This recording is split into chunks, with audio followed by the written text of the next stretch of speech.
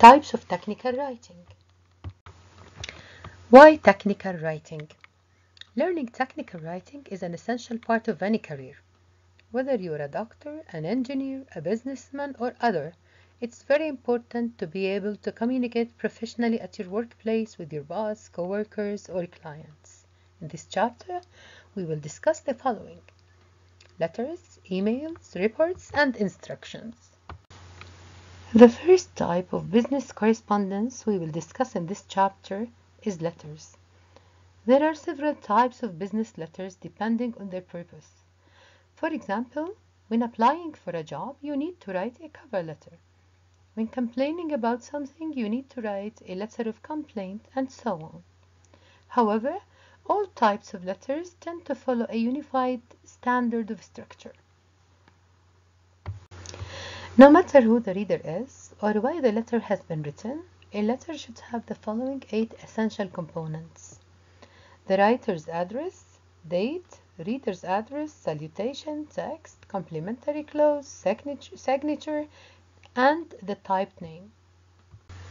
Now, I am going to show you how to set the 8 essential components of a business letter.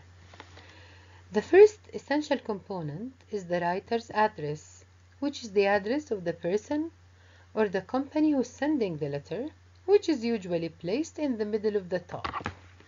And here is our writer's address in this letter, in this sample. The next part we will put is the date of the letter. That usually comes 2 or 3 lines down from the writer's address. And here is the date of this sample. And then the next part is the inside address, which is really the name and address of the reader. We come down 2 lines from the date and we write the name and address of the reader.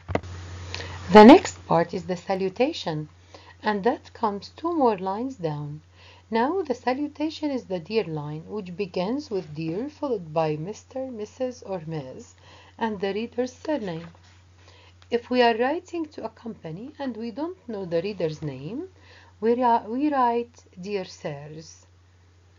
Now, the punctuation after the salutation is usually the colon in America, and in some other countries, particularly Britain, you will see a comma.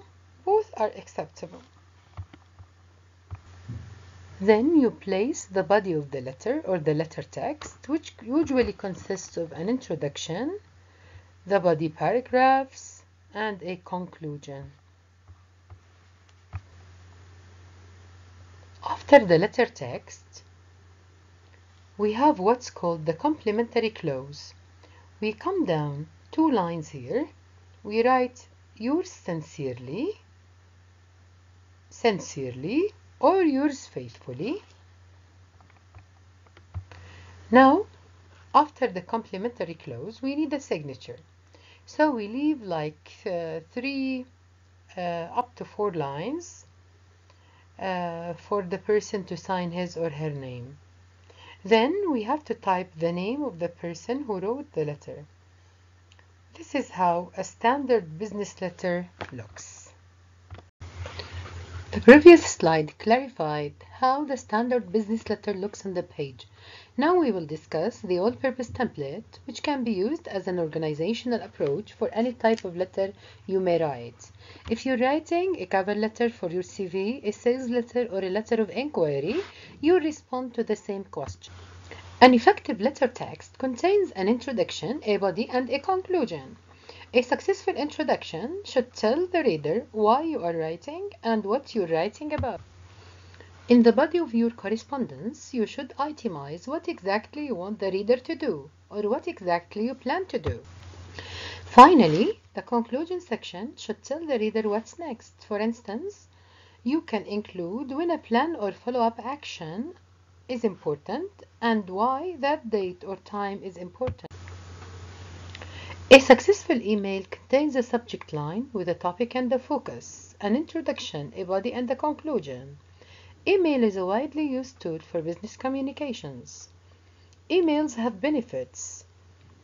Email enables the writer to instantly communicate with the reader.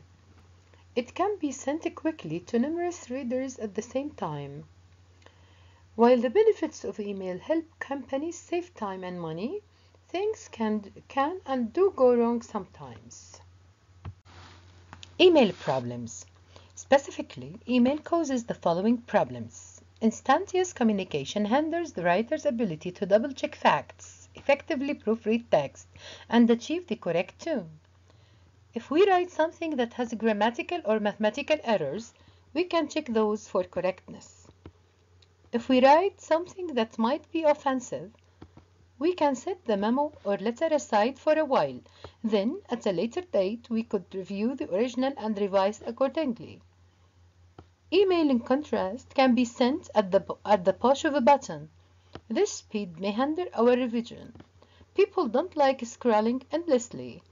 One viewable screen of text is better than text that only can be read when you scroll and scroll and scroll. Emails with working professionals should be handled carefully. They should not be too casual in tone or style and should never be written like a text message to a friend. Formal professional communications with people will convey a feeling of respect for both the sender and recipient of the email. Be clear and concise with no unneeded information. Organize your ideas carefully since emails can be misread. Without your voice and body language, the tone of an email can be difficult to interpret. Avoid sarcasm or humor. You should also consider acquiring a proper email address for formal professional communications.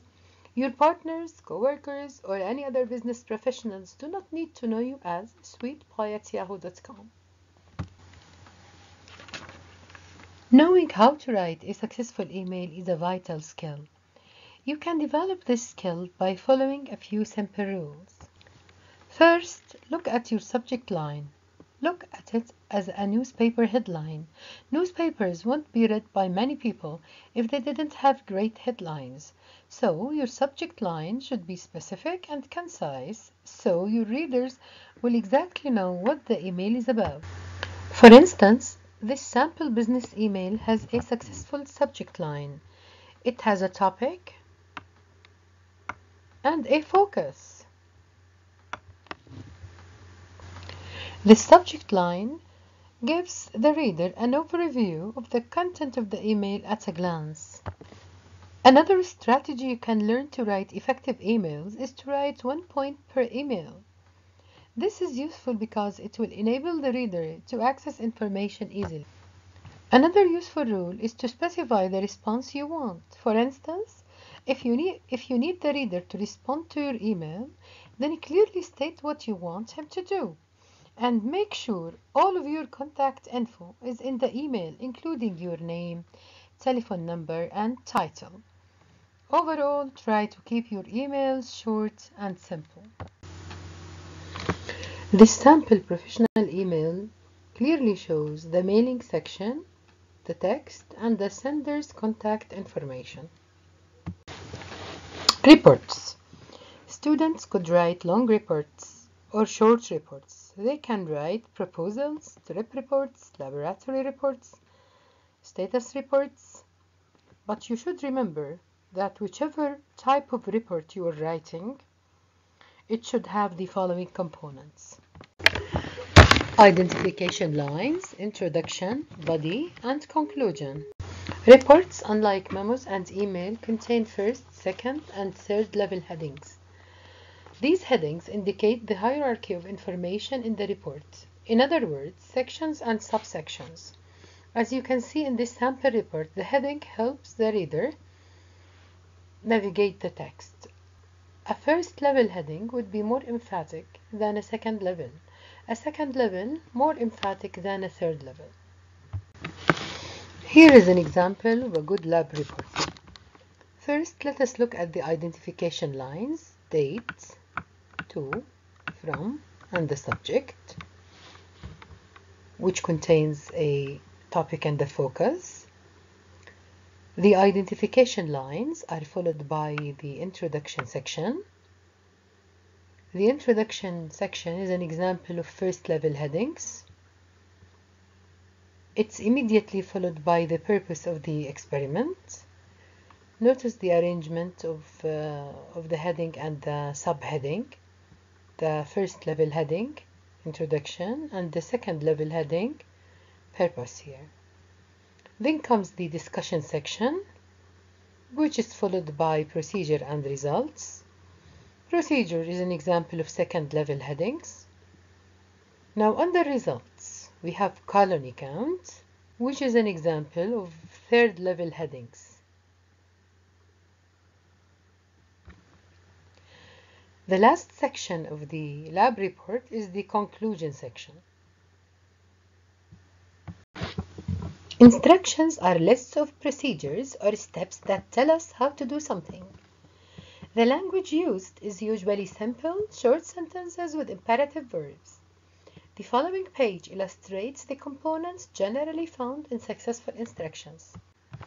Components of instructions. Title. Plant cuttings instructions here. Then we have a graphic which should represent the topic. After that, you write the introduction of your instructions. Here we have with a cutting from a favorite plant, you will be able to grow that plant forever. Then you write the required tools or equipment. After the required tools section, we have the instructions section. Under the instructions section, we have numbered steps which begin with a verb. Then we have cautions, and here is an example. And finally, we have the conclusion section, which is printed in green in this example.